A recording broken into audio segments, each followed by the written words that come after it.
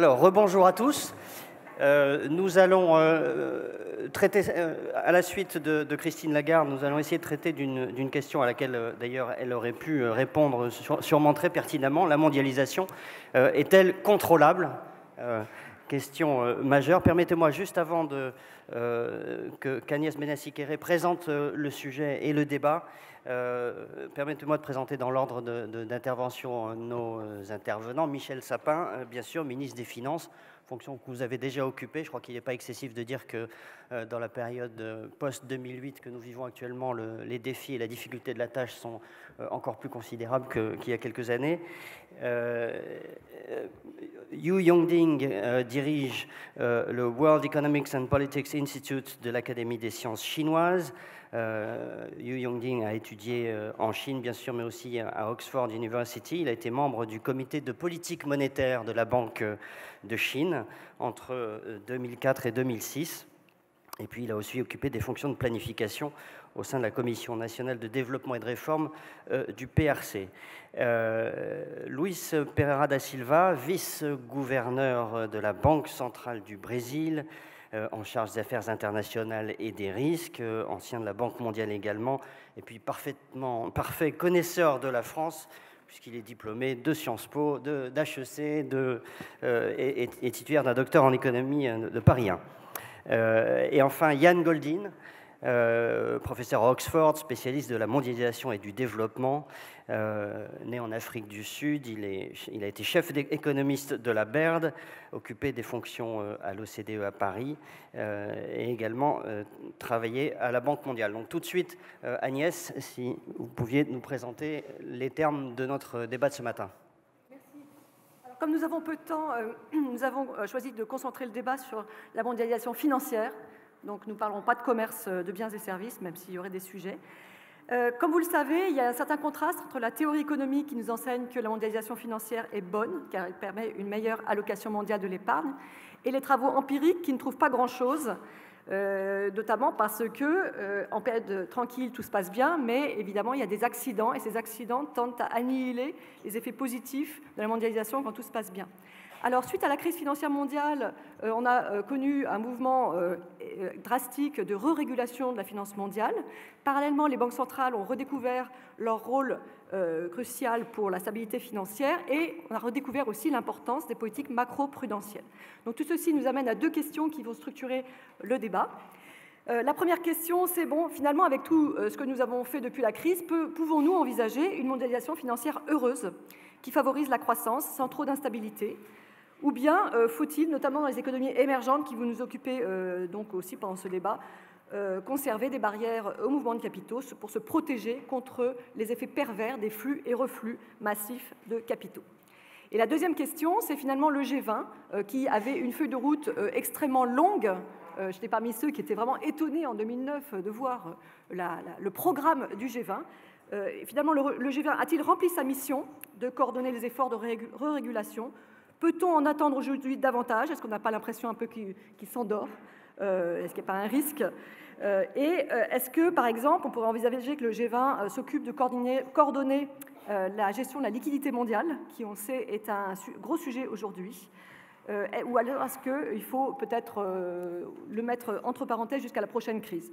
Voilà, donc voilà les deux questions qui vont structurer le débat. Je voudrais juste vous préciser que si vous aimez ce débat, vous pouvez après vous rendre dans le hall où Ian Goldin dédicacera son dernier livre. Michel Sapin. Bien, merci beaucoup. Merci pour votre indulgence en commençant. C'est vrai que la situation n'est pas forcément facile pour aucun d'entre nous. Mais au fond, nous avons à répondre à une très belle question. Y a-t-il une finance heureuse ? Je reprends vos termes.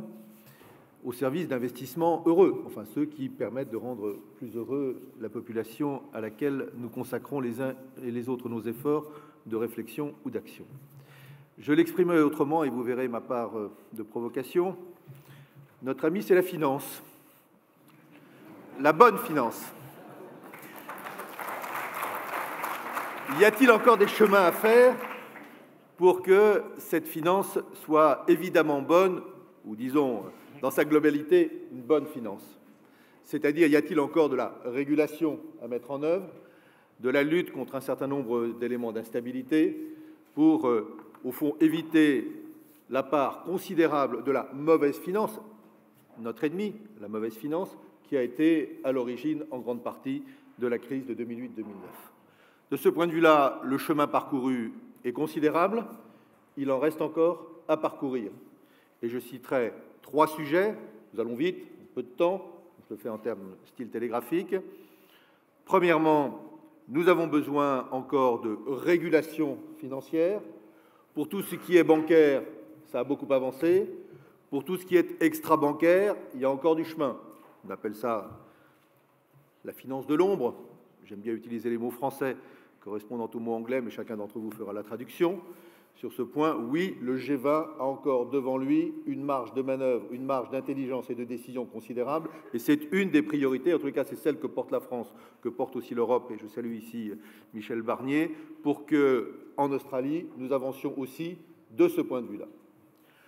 Deuxième chose, la mauvaise finance, notre ennemi, c'est aussi celle qui parfois s'appuie sur de la fraude fiscale, de quelque nature que ce soit.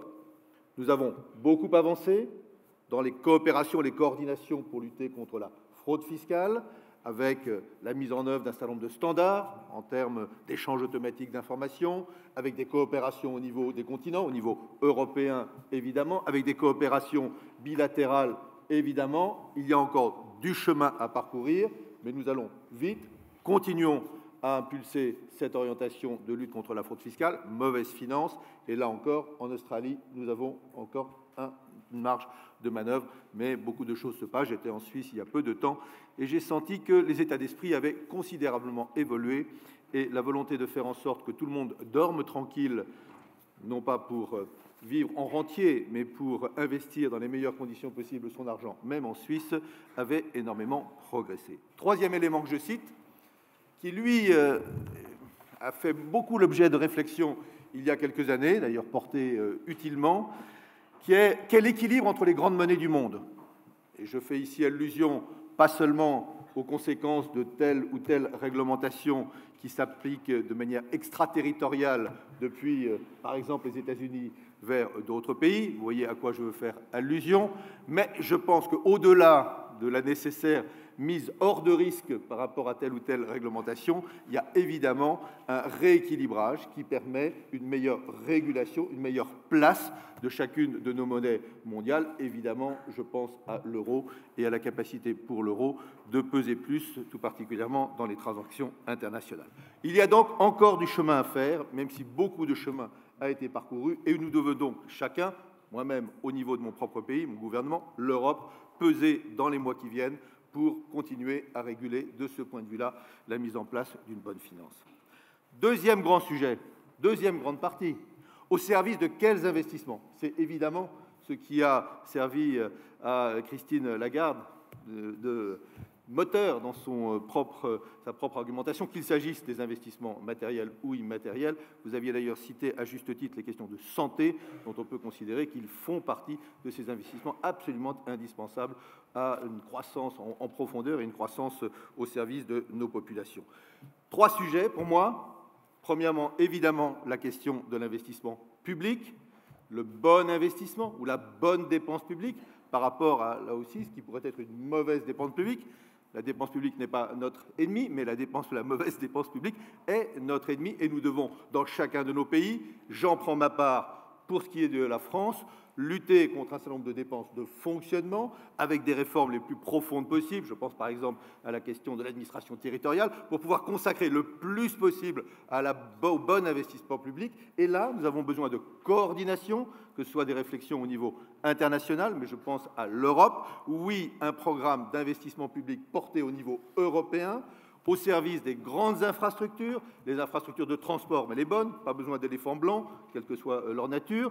Parfois, les bonnes infrastructures, les bons investissements en termes d'infrastructures, ce sont des investissements d'entretien, de maintien à niveau, mais ça peut être aussi des infrastructures dans le domaine énergétique qui sont absolument décisives pour le développement de notre continent européen, y compris parce que les politiques énergétiques peuvent être de nature différente d'un pays à l'autre. Aujourd'hui, on voit bien les contrastes entre ce qui peut se passer en Allemagne et ce qui peut se passer, par exemple, en France. Donc, beaucoup plus de coordination, y compris au niveau international et européen, pour mettre la bonne finance au service des bons investissements publics, avec bien entendu, dans chacun de nos pays, en fonction des situations de ces pays, la lutte pour faire en sorte que des économies nécessaires en termes de fonctionnement ne viennent pas brider les investissements publics nécessaires en termes d'activité économique.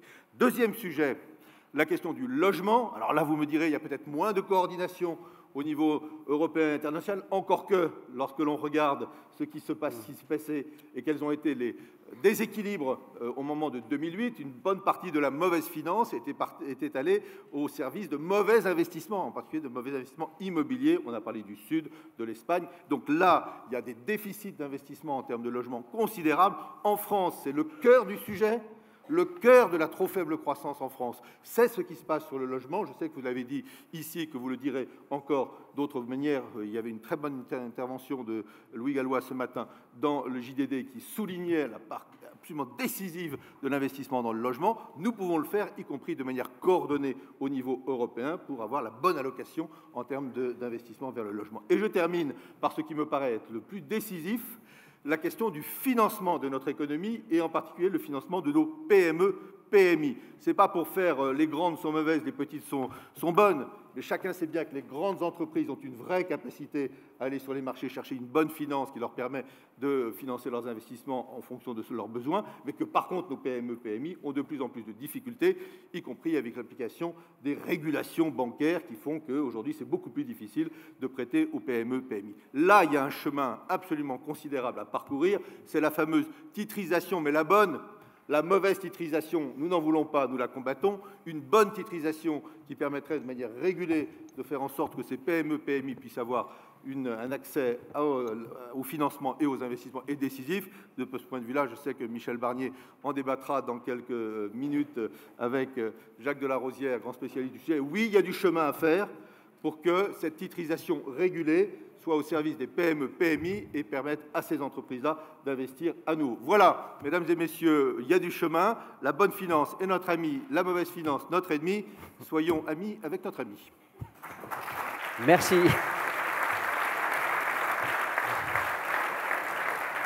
Merci Michel Sapin.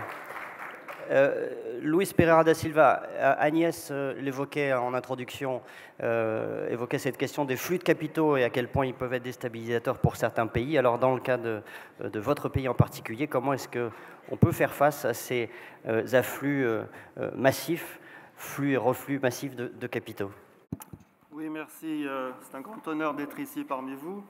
Je dirais d'abord, pour commencer et répondre à Agnès, que oui, bien évidemment, la globalisation et l'intégration financière peut être mutuellement bénéfique pour les pays émergents et les pays avancés. Je dirais, peut-être pour utiliser une image, il y a longtemps, on m'enseigna à l'école que Corneille peignait le monde et les hommes tels qu'ils devraient être et Racine tels qu'ils sont. Et en fait, nous, dans les pays émergents, nous prenons la finance, les flux de capitaux de façon naturelle, tels qu'ils existent. Nous ne sommes pas, je crois, en train de nous plaindre s'il y a des flux de capitaux trop maigres ou trop intenses. Nous sommes des pays qui sommes demandeurs d'épargne pour notre croissance et notre productivité. Ce qui est préoccupant, c'est quand ces flux de capitaux sont peut-être un peu trop intenses, un peu trop volatiles, parce que cela rend effectivement la gestion de la politique macro, de la stabilité macro et financière dans nos pays un petit peu plus compliquée qu'elle ne devrait l'être.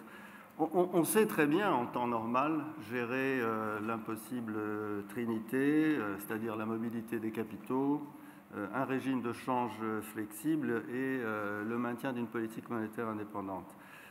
On a appris avec beaucoup d'expériences de crise difficiles comment à la fois renforcer nos régimes de politique pour qu'ils soient solides et on a toujours été soumis à des concours de beauté internationaux, aux caprices et aux humeurs et à la volatilité des marchés. La différence peut-être avec la situation actuelle de l'après-crise, c'est que la mise en œuvre de politiques monétaires non conventionnelles dans les pays avancés, que nous comprenons très bien et qui ont été nécessaires pour sortir le monde du risque d'une nouvelle grande dépression. Elle a effectivement eu des effets collatéraux que nous avons souvent discutés avec nos collègues du G20, avec le Fonds monétaire international, qui sont les effets collatéraux de l'amplification des cycles naturels financiers et de négoce dans les pays émergents par cet excès de liquidité qui est créé au niveau global. Et cela rend effectivement la conduite de la politique monétaire dans les pays émergents un peu plus compliquée. Alors, qu'est-ce qu'on a fait au Brésil? Au Brésil, on a été extrêmement, comme je vous disais, pragmatique. On a vu cela avec à la fois la nécessité de sortir le monde de la crise avec ces politiques non conventionnelles, mais en même temps, nous nous sommes préparés à ce nouveau contexte. D'abord, il faut dire qu'avant la crise, nous avons toujours maintenu, nous avons appris les leçons de nos politiques passées et leurs problèmes, et nous n'avons pas cédé à la mode de la dérégulation financière. Nous avons maintenu un système bancaire extrêmement bien capitalisé, un système bien liquide, un système bien régulé, et avec aussi un système d'information très pointu. Nous avons une obligation d'enregistrement au Brésil auprès de la Banque centrale de toutes les opérations de crédit, de toutes les opérations sur les marchés dérivatifs qui nous permettent de bien voir l'évolution des expositions de chacun et l'évolution du risque systémique financier dans notre pays.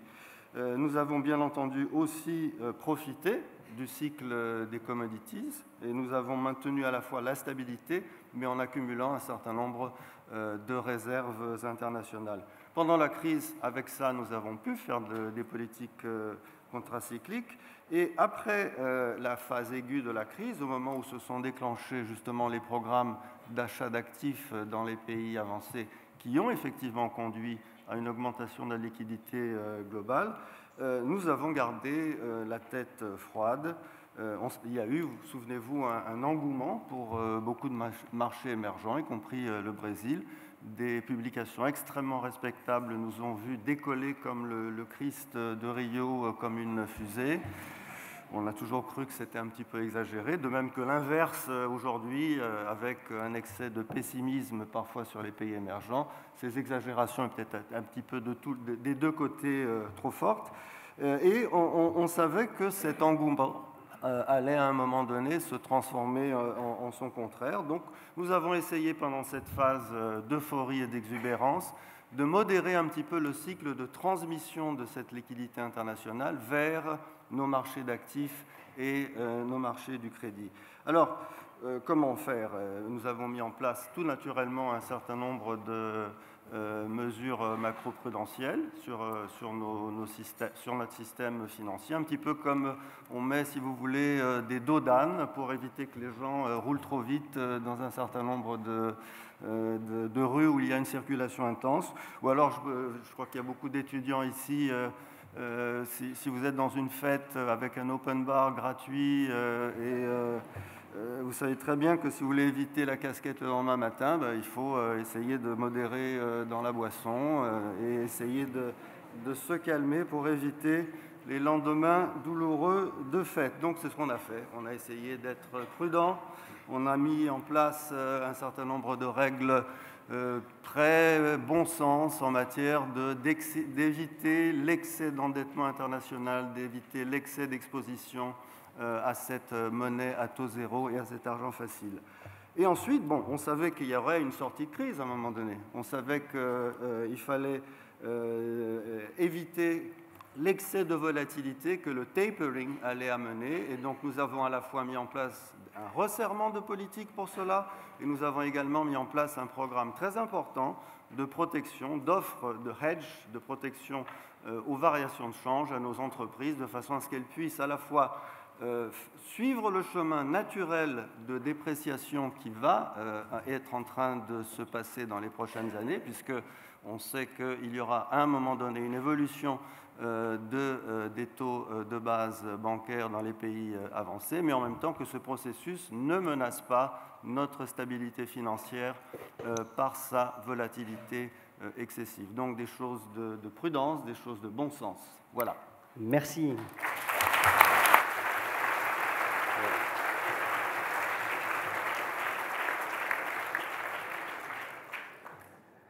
Yu Yongding, j'aurais 1000 questions à vous poser sur la politique monétaire chinoise et sur la Chine plus généralement, mais enfin on va se contenter d'une question.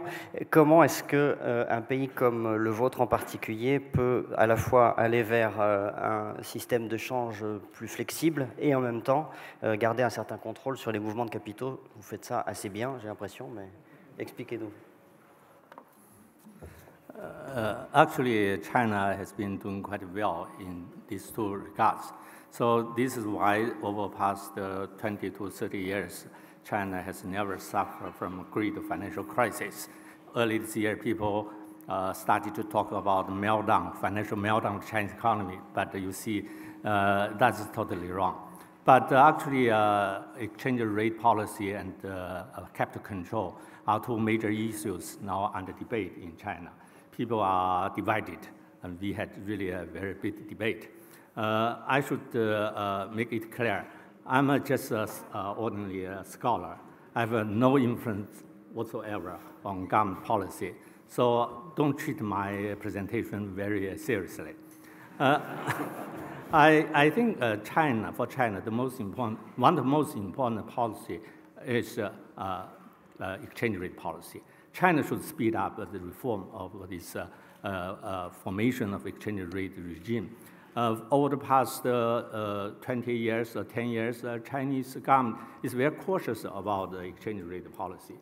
In my view, Chinese government should be bolder in dealing with this issue. China should allow RMB to appreciate more rapidly, and People's Bank of China should reduce its intervention in foreign exchange market because at this moment, China's trade surplus is not that big, and China's economy is more or less balanced. So if People's Bank of China stop intervention in foreign exchange market, I don't think there will be a very big appreciation of RMB, and which in turn will have a great negative impact on China export. I don't think this will happen. So I think People's Bank of China should stop intervention as quickly as possible. And one of very important lesson we have learned is that over the past 10 years, because Chinese government's intervention in foreign exchange market, we have accumulated huge foreign exchange reserves. When we started to discuss DPEC from US dollar, China's foreign exchange reserve is just $400 billion US dollars. Now we have more than $4 trillion US dollars. And Federal Reserve is printing the money, and China is just buying this money. So China fell into dollar trap. I think this is something we really should regret. And so we should not carry on with the old policy to allow RMB to be more flexible. And at the same time, yes, China should consider to further liberalize the capital account. But the policy should be more cautious. Especially, China should maintain necessary control over capital flows, especially short-term cross-border capital flows. And now we are pushing RMB internationalization. I think this policy fundamentally is right. But at the same time, we should very careful about the possible negative impact of this liberalization on China's economic stability. For example, last year, China's foreign exchange reserves increased by $500 billion US dollars. Actually, the purpose of RMB internationalization is to reduce the holding of dollar-denominated assets, reduce China's foreign exchange reserves. But the result is a big increase. Early this year, in the first quarter, China's foreign exchange reserves increased by $125.8 billion US dollars. Again, a very large increase. I think the Chinese government should allow RMB to appreciate so that we can reduce the need for buying dollars and increase foreign exchange reserves. At the same time, I fully support that China should speed up its effort to channel capital outflows in the area of direct investment. China really wants to invest in European countries, in emerging markets, economies, and so on. And China now, I think, invests quite heavily in Germany. and the speed is very quick. And China also increased its investment in UK. I hope French government will take some measures to facilitate Chinese government's desire to export capital to France so that both countries can benefit. Thank you.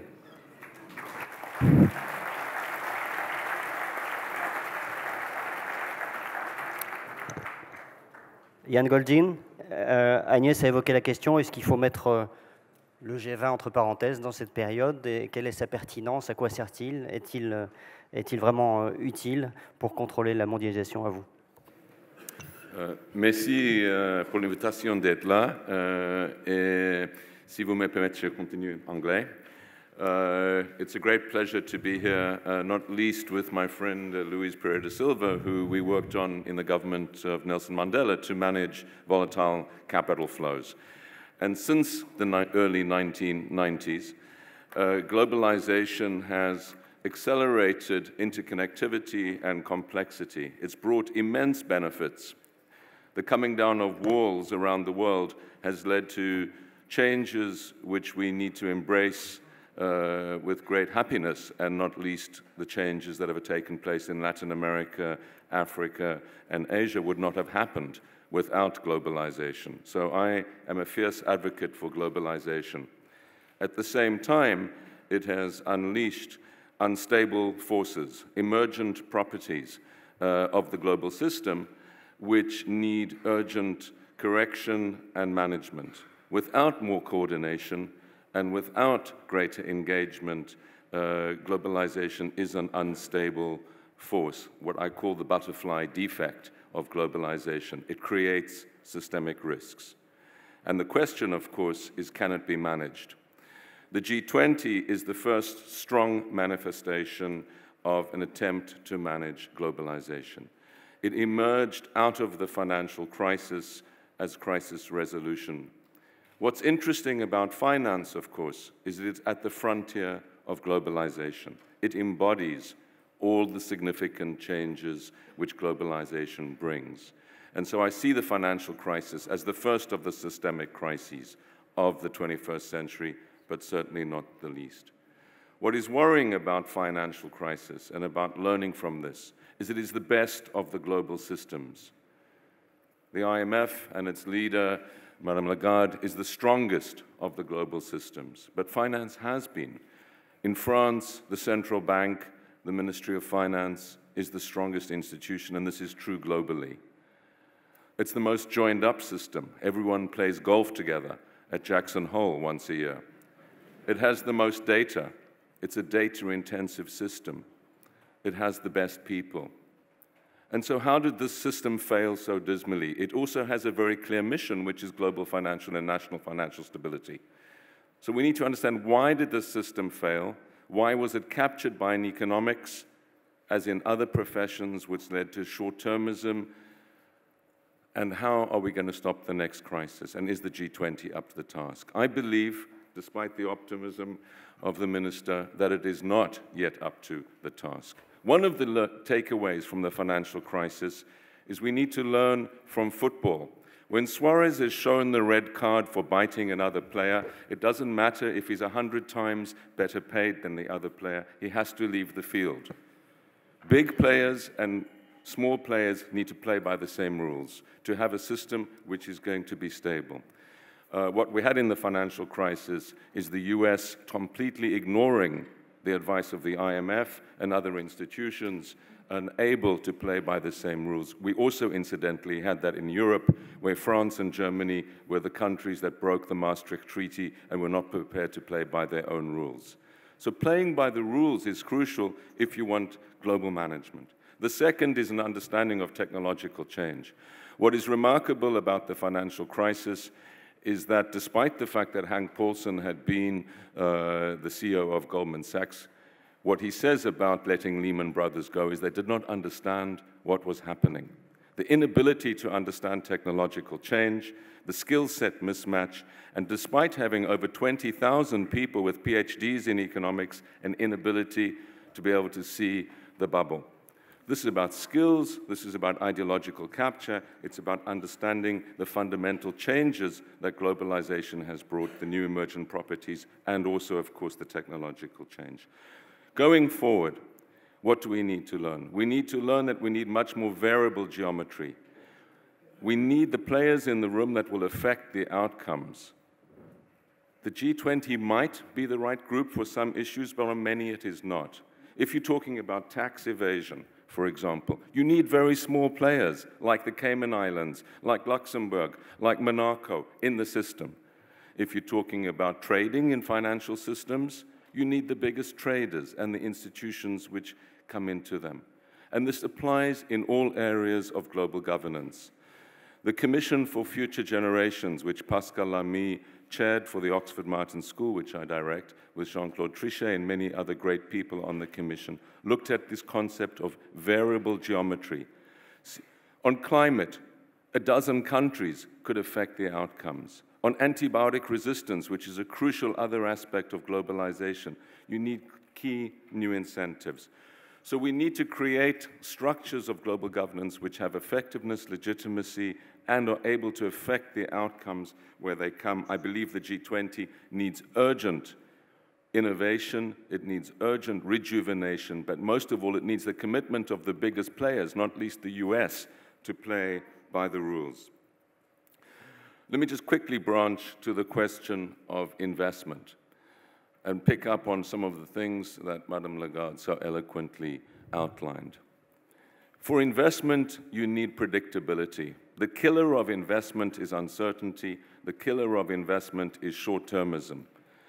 To ensure that we overcome short-termism, it's vital that governments are able to commit for above the electoral cycle and that we have stability in signals. This also requires the bringing into investment of externalities, of the spillover effects of globalization. There are many areas of investment which we want to reduce investment in, like in carbon, fossil fuels. What will be the impact of these investments for the continent? There are others that require much higher levels of investment, like antibiotics. This requires the bringing into prices of externalities. It requires the signaling and getting beyond mark-to-market accounting, quarterly reporting, and other short-term determinants, as it does in political short-termism. So new accounting standards which see resilience in globalization, which see the pricing of externalities is key. What this all means is we do have to close the governance gap in globalization. There's a 20 to 30-year lag between... 30 seconds, please. There's a 20 to 30-year lag in politics and economics racing ahead. Unless we close this gap, we will not have a system fit for purpose. We urgently need much more reform in the G20 and in other systems of global governance. Thank you. Thank you.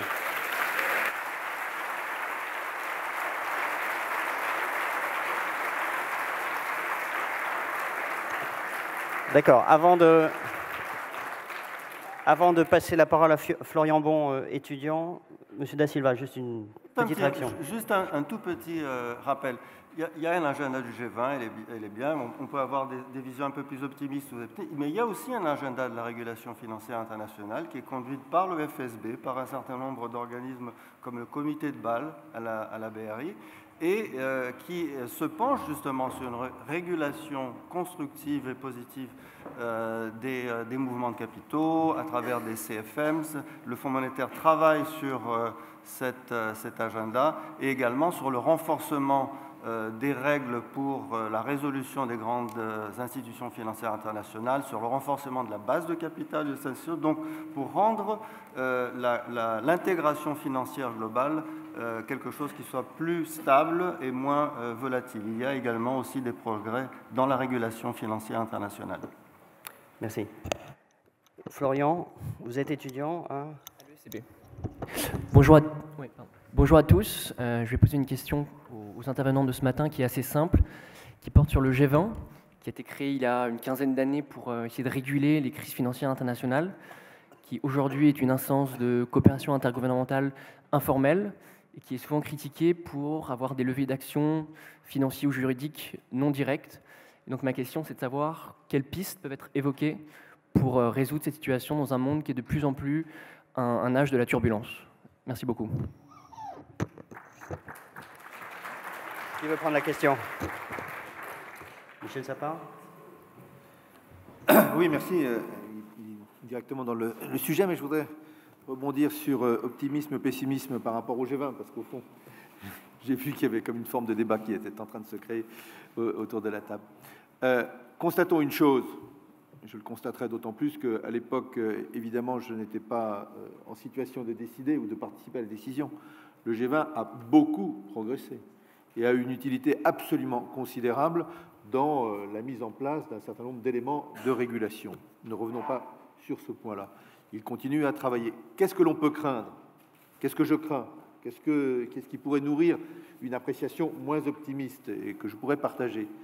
C'est qu'au fond, le sentiment que beaucoup de chemin a été parcouru interdirait de parcourir le reste du chemin.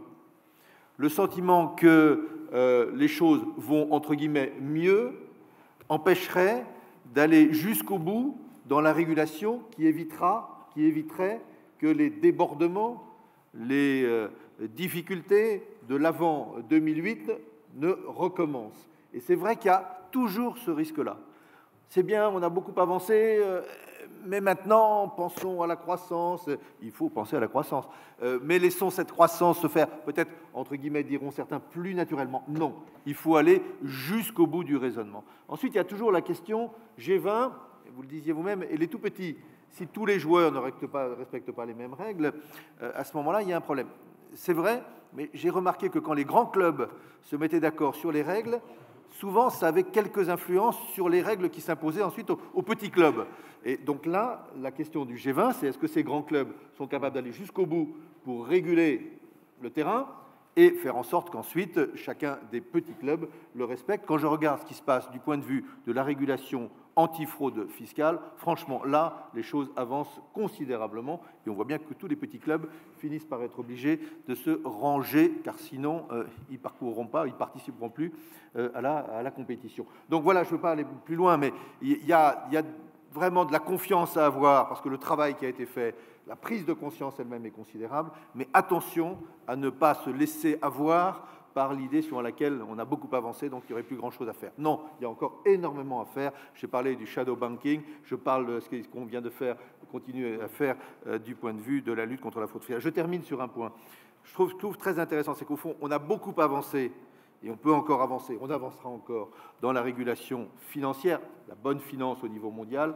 On n'a pas suffisamment avancé dans la coordination et dans la coopération sur quels sont les bons investissements et comment faire en sorte que ces investissements bénéficient de cette finance mieux régulée.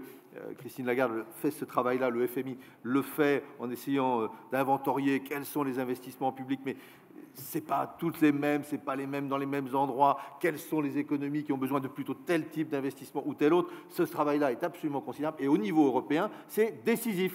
Si nous ne le faisons pas au niveau européen, c'est l'enjeu là, c'est un des enjeux de la période, y compris de la construction du nouveau, je dirais, projet européen autour de la nouvelle Commission. C'est quels investissements au niveau européen et quelle coordination entre nos pays, certains n'ayant pas la capacité forcément d'investir en termes d'investissement public, d'autres ayant cette capacité. Que font les uns, que font les autres? Quelle coopération, quelle coordination entre eux? C'est vraiment un élément tout à fait décisif d'une croissance durable. Merci. Yann, vous voulez ajouter quelque chose? For me, it's a question of optimism, of the will and pessimism of the intellect.